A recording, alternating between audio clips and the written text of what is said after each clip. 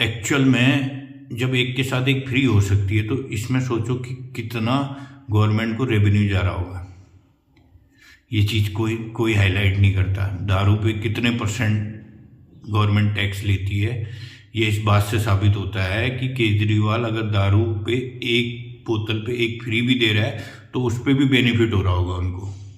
बड़ी देखो क्या होता है, यह आदमी को तब समझ आता है जब उस पर बीतती है। 2G घोटाले के पोतियाँ लेके केजरीवाल रोज प्रेस कॉन्फ्रेंस करता था। आज सेम चीज़ बीजेपी ने उसके साथ शराब घोटाले में कर दी। तो ऐसा नहीं होता कि चीज़ें आपको सीखने को नहीं मिलती। अब केजरीवाल को तब पता लगा कि कुछ भी आरोप लगा देना बड़ा आसान होता। गुड मॉर्निंग दोस्तों, आज बहुत दिनों बाद मन किया कि कुछ बनाया जाए। सर्दी का टाइम चल रहा है, जैसे देख रहे होगे, गर्म कपड़े पहने हुए हैं और दिल्ली में इलेक्शन चल रहा है। दिल्ली में बहुत ज़्यादा माहौल गर्म हो रहा है। तो बात करते हैं पॉलिटिक्स के बारे में थोड़ी बहुत। और दिल्ली में कौन जीतता हुआ लग रहा है, कौन हारता हुआ लग रहा है, हम बहुत दूर बैठे हैं तो हमारा ऑब्जर्वेशन हो सकता है कि सही हो, क्योंकि जहाँ पे आपके बेनिफिट नहीं होते तो वहाँ पे आपके डिसीजन प्रोबेबली सही होते हैं। तो दिल्ली इलेक्शन की बात करें, दिल्ली में मेरे हिसाब से केजरीवाल को फुली काम करने नहीं दिया गया, जो भी उनके पॉलिटिकल रीजन रहे हों। सबसे पहली बात, केजरीवाल के एक मंत्री थे सत्येंद्र जैन, अगर याद होंगे आपको, तो उन्होंने बोला था मैं यमुना सफाई करूंगा और डुबकी लगा के दिखाऊंगा। भाई साहब उसके कुछ महीनों बाद जेल डाल दिया और सबसे ज़्यादा टाइम तक जेल में रहने वाले आम आदमी पार्टी के लीडर थे। 2 साल से आसपास उनको जेल में रखा गया, क्योंकि बीजेपी शायद जानती थी कि आम आदमी पार्टी में एक वो इकलौता शख्स है जिसके पास बहुत सारे स्किल एक साथ हैं। तो उनको 2 साल तक जेल में रखा गया। बाकी तो मनीष सिसोदिया, अरविंद केजरीवाल, संजय सिंह ये जाते रहे आते रहे, फर्क नहीं पड़ता इनका। लेकिन जो एक बंदा था जिसका दिमाग पीछे है इनके, तो वो था सत्येंद्र जैन। सत्येंद्र जैन के, और उसको जमानत भी नहीं दी गई। कोई बहुत लोग कहेंगे कि आम आदमी पार्टी ने कोशिश नहीं की, लेकिन जितना मैं जानता हूँ आम आदमी पार्टी को, वो जीत इसीलिए रही है दिल्ली में कि वो बीजेपी से ज़्यादा मेहनत कर रही है और सोशल मीडिया उनका पावरफुल है बीजेपी से। अब यही चीज़ सेम सिचुएशन किसी कांग्रेस शासित राज्य का होता तो जितनी कोशिश बीजेपी करती है, ऐसा नहीं कि दिल्ली में वो कम कर रही है, दिल्ली में भी बहुत कर रही है, लेकिन ये है कि एक तो केजरीवाल ने बहुत सारी ऐसी फैसिलिटी दी है, क्या बोलते हैं, दिल्ली की जनता को, जो कि लोगों ने कभी देखी नहीं थी और लोग सोच भी नहीं सकते कि ये चीज़ भी पॉलिटिशियन कर सकते हैं। मैं फ्री बीज की बात नहीं कर रहा, फ्री बीज तो एक अलग चीज़ है। स्कूलों की हालत देख लो आप, फ्री एजुकेशन है, उसमें आपने इतने अच्छे स्कूल की बिल्डिंग बना दी, वहाँ पे मैनेजर्स रखे हैं उसने जो कि स्कूल के और काम करें, जैसे कहीं पे बिल्डिंग का कंस्ट्रक्शन का देखना है, कुछ और देखना है, तो मैनेजर रखे हैं प्रॉपर। और केवल टीचर्स को बोला गया है कि आपका काम पढ़ाई का है, आपने पढ़ाई करवानी है और अच्छे रिजल्ट देने हैं, बाकी काम के लिए मैनेजर रखें।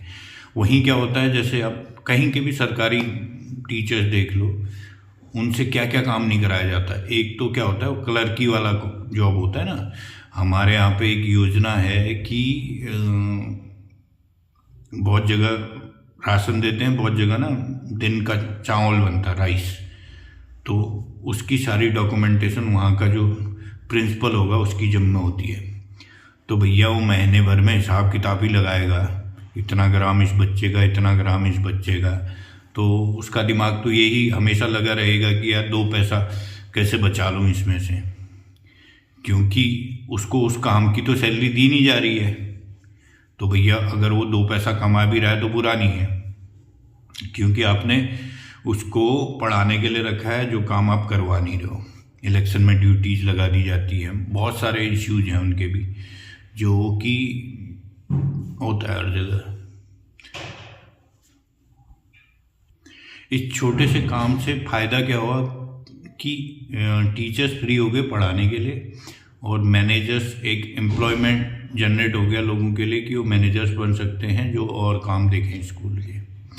तो अगर कहीं भी रिस्पॉन्सिबिलिटी आप तय कर दो किसी की तो बच नहीं सकता, पढ़ाने वाला पढ़ाई से बच नहीं सकता, और जो भी कंस्ट्रक्शन या अदर थिंग्स हैं उसके लिए मैनेजर रखे हैं तो वो बच नहीं सकता। ये हो गई स्कूलों की बात। अब स्वास्थ्य व्यवस्था पे आते हैं। स्वास्थ्य व्यवस्था पे क्या होता है कि हर जगह हॉस्पिटल्स हैं, लेकिन क्या है कि हॉस्पिटल्स का ना मिसमैनेजमेंट हो सकता है। मुझे सर्दी, खांसी, बुखार, जुकाम, नॉर्मल जो सीजनल बीमारियां होती हैं उसके लिए उसने मोहल्ला क्लिनिक बना दिया। इससे क्या हुआ कि लोड बड़े हॉस्पिटलों में कम गया उसका। यहाँ पे क्या होता है, इंडिया में आदमी दुखी होता है लाइनों से कि भीड़ बहुत है, जा नहीं पाता, बड़े लंबे टाइम के बाद आता है, वो चीज़ों से बेनिफिट मिला लोगों को। तो ये बहुत सारे काम हैं। अब बिजली कंपनियां हैं, पिछले 10 साल से दिल्ली में बिजली के रेट नहीं बढ़े। वो अलग चीज़ है कि आप बोलोगे कि कमर्शियल बिजली के रेट, या ठीक है अगर वो किसी चीज़ को फ्री कर रहा है कहीं पे, कहीं से तो पैसा निकालेगा वो। पानी उसने 700 750 लीटर फ्री कर रखा है, तो भैया वो अगर कॉमर्शियल महंगा दे रहा है तो 30 रुपये की बोतल या 50 रुपये की बोतल तो आप ले ही रहे हो ना, तो ठीक है वो उसको उस रेट में बेच रहा है तो पैसा तो कहीं ना कहीं से निकलेगा। तो इसको कहते हैं मैनेजमेंट। इसमें करप्शन ढूंढने की ज़रूरत नहीं है। जैसे कि सबसे बड़ा इल्ज़ाम लगा केजरीवाल पे उसके शराब घोटाले का। शराब घोटाला मेरे हिसाब से कोई नहीं था। अगर आप मनमोहन सिंह जी अभी गए हैं, मनमोहन सिंह जी पे गवर्नमेंट पे सबसे बड़ा आरोप लगा 2G का, 2G घोटाला, ठीक है। वो भी उनकी पार्टी का वो नहीं था लीडर। CAG ने एक रिपोर्ट निकाली जिसमें उस पता नहीं कितने हज़ार करोड़ का घोटाला बताया गया। वो एक्चुअल में कभी घोटाला था ही नहीं। अगर घोटाला होता तो सब अंदर होते। आज की डेट में किसी को भी सज़ा नहीं मिली, सब बरी हैं, ठीक है। और तीसरी बार बीजेपी की गवर्नमेंट है तो ये बहुत इजीली कर सकते हैं, नहीं किया। तो ये क्या होता है कि एक गलत रिपोर्ट से मनमोहन सिंह का, अगर आपने लास्ट स्पीच सुनी हो तो उन्होंने बोला था कि इतिहास मुझ पे ना क्या बोलते हैं कि मेरा आकलन अच्छे तरीके से करेगा। उनका कहने का तात्पर्य यही था कि जो 2G पे मुझे बदनाम किया गया वही चीज़, सेम चीज़। और उस सबसे बड़ी, देखो क्या होता है, यह आदमी को तब समझ आता है जब उस पर बीतती है। 2G घोटाले के पोतियाँ लेके केजरीवाल रोज प्रेस कॉन्फ्रेंस करता था। आज सेम चीज़ बीजेपी ने उसके साथ शराब घोटाले में कर दी। तो ऐसा नहीं होता कि चीज़ें आपको सीखने को नहीं मिलती। अब केजरीवाल को तब पता लगा कि कुछ भी आरोप लगा देना बड़ा आसान होता है जब तुम पे बीतती है। वही चीज़ बीजेपी ने सेम किया। घोटाला नहीं है, लेकिन परसेप्शन बनाया गया कि इन्होंने दारू एक के साथ एक फ्री कर दी। तो एक रीज़न क्या है ना, लोग कहते तो हैं दारू एक के साथ एक फ्री कर दी। एक्चुअल में जब एक के साथ एक फ्री हो सकती है तो इसमें सोचो कि कितना गवर्नमेंट को रेवेन्यू जा रहा होगा। ये चीज़ कोई हाईलाइट नहीं करता। दारू पे कितने % गवर्नमेंट टैक्स लेती है, ये इस बात से साबित होता है कि केजरीवाल अगर दारू पे एक बोतल पे एक फ्री भी दे रहा है तो उस पर भी बेनिफिट हो रहा होगा उनको। तो ये सोचने वाली बात है।